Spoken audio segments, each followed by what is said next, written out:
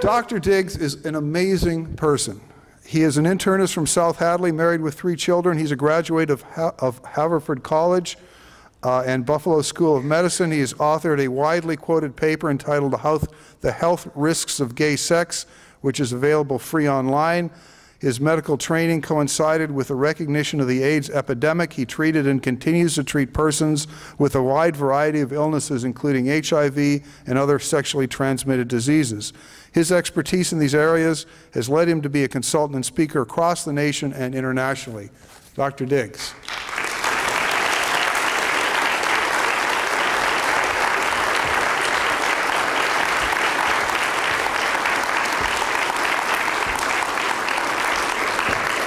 I got my hometown Springfield folks here, so I got to give them some props.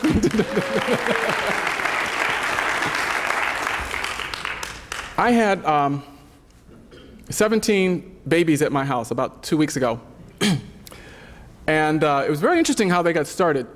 I brought home 24, and you probably have some of these at your house, maybe in the refrigerator.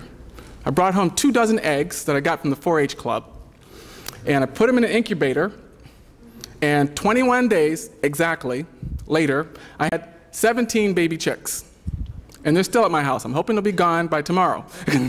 That's the plan. Now, what do you know about those chicks? You know there was a hen that laid the eggs. Was there any other bird involved anywhere? That would be the rooster. Okay. Every time you see an egg that's fertile, that pops out a chick, you know for sure there was a rooster. Now, I learned some very interesting things. We homeschool our children, and this was an educational event, and I learned a lot of things about birds that I didn't know, and it made me a little bit envious. It turns out that roosters mate about 15 times a day. There's a little bit of envy there. Then I found out each act lasts about 3 seconds. It's a little bit less envy there. I can only double that. These are jokes, people. These are jokes. So then, when we start hearing this issue about homosexual parents, that seems to be a problem that nobody ever actually looks at with any degree of detail. You see 2 women or 2 men that say they are the parents of a child. What do you know for sure? With 2 women, there was a man involved. With 2 men, there was a woman involved. Without a doubt, without a shadow of a doubt, without doing any investigation. You know this. So that's the first thing you have to understand. When we start having a problem with the truth, one of the first things you have to do is break it down. Get down to basics. Now, if you examine this, someone comes up and says, I am a homosexual. And most of the time we start thinking, the people who aren't here for sure think, okay, all right, they like people of the same sex. And so somehow they are of a different nature. So therefore, when you decide you don't want homosexuality taught, or when you don't want homosexual marriage, or you think it's immoral, or actually brings death to a nation, which I think it verifiably does, people will tend to call you a bigot, or complain about discrimination. But you can only talk about this discrimination when you're talking about things that are, number one, alike. Now, is anybody a homosexual in the same way that any one of you can say, I am a man, or I am a woman? Let's examine this. Homosexual, asexual are terms that we use biologically to describe how things reproduce. In human beings, is there any such thing as homosexual reproduction? Answer is no. So the next thing you have to break it down to is that we must be talking not necessarily about an essential nature, but a behavior. Therefore, once you understand that basic, what I suggest you do, when someone says, I am a homosexual, you create some parentheses you put in your mind. And every time they say, I am a homosexual, or so-and-so is homosexual, you think, hockey player. I am a homosexual, hockey player. I am lesbian, hockey player. Because when someone says, I am a hockey player, they are not talking about their essential nature. They are talking about what they do. If you examine a hockey player, you will not find him genetically or anatomically distinct from other people who don't play hockey, with some important exceptions. Usually, they don't have all their teeth.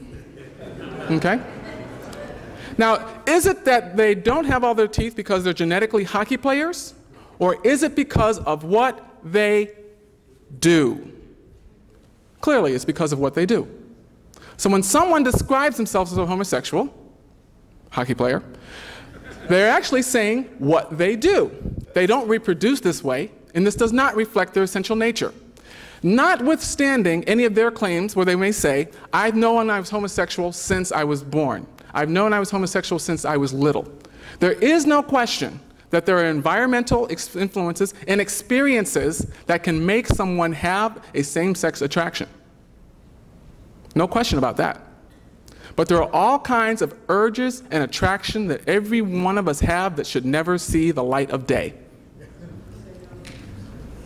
And when they do, they are punished because they are dangerous and destructive.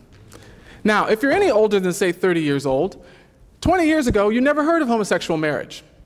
Suddenly, it's become an essential civil right.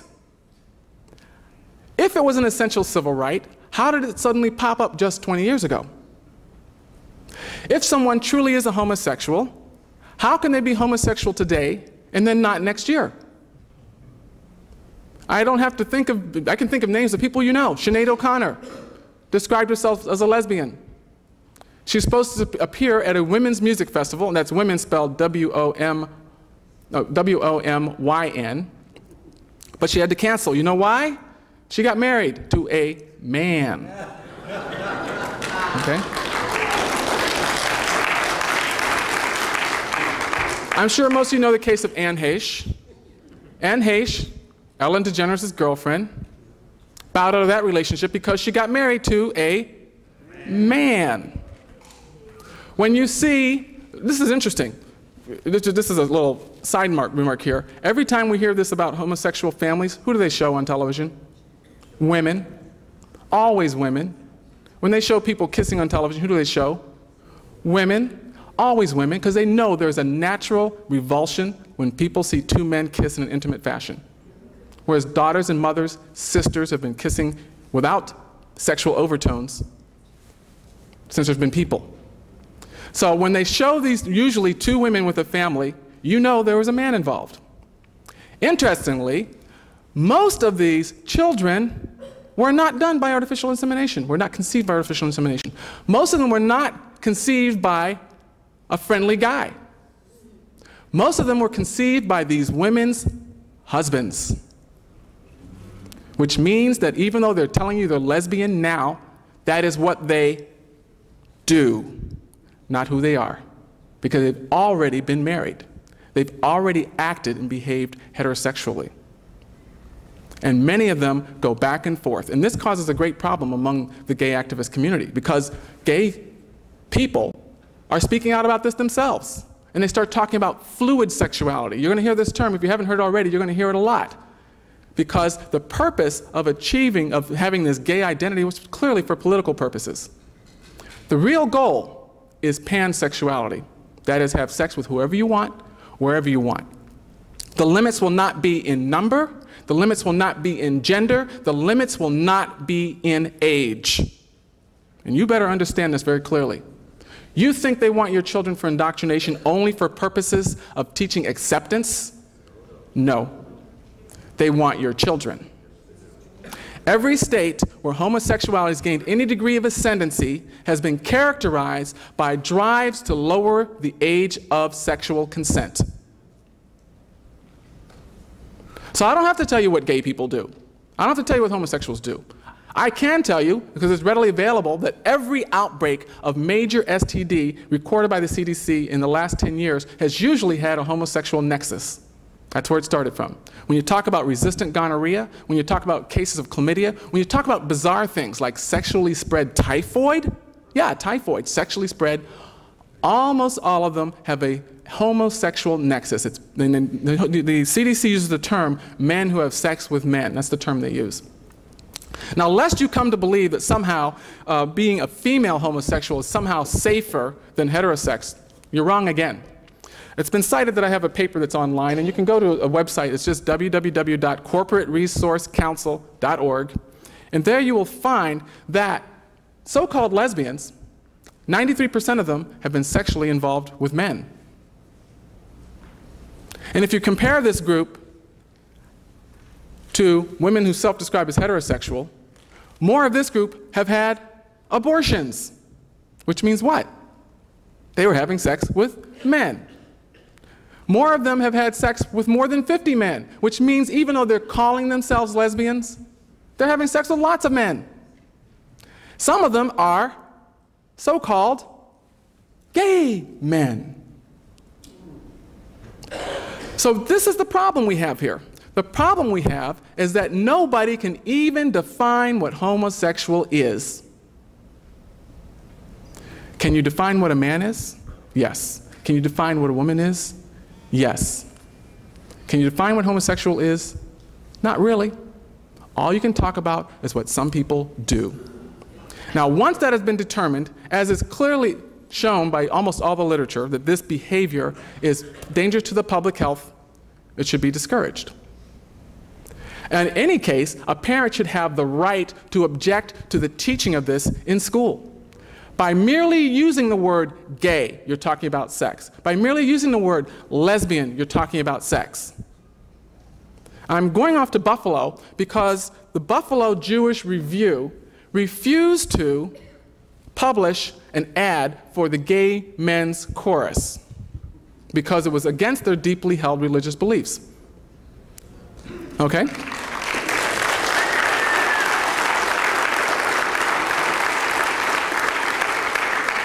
What is my point? My point is simply that most of us here in the Northeast, especially in where I live in the Happy Valley and here around Boston, have become so desensitized we don't even see the word gay as a sexual statement. That's what it is. It is a sexual statement. And since when do 5-year-olds need to be sexualized? Well, it's easy for us to say this, but I have to tell you, I want you to think back a bit, because this issue of sexualizing children is not limited to homosexuality. You may recall that President Bill Clinton had a Surgeon General named Jocelyn Elders, and she finally got fired. Does anybody remember why she got fired? Teaching young children masturbation. Exactly. Teaching young children, kindergartners, she advocated they should be taught self-stimulation. Now, what is the point of all this? I want you to understand this. If the point is indeed pansexuality, I want to delineate what I think is a reasonable Christian response to this. Anybody that believes in God. If you have a Bible, find Romans chapter 1. I don't mean right now, in general. It's in the New Testament.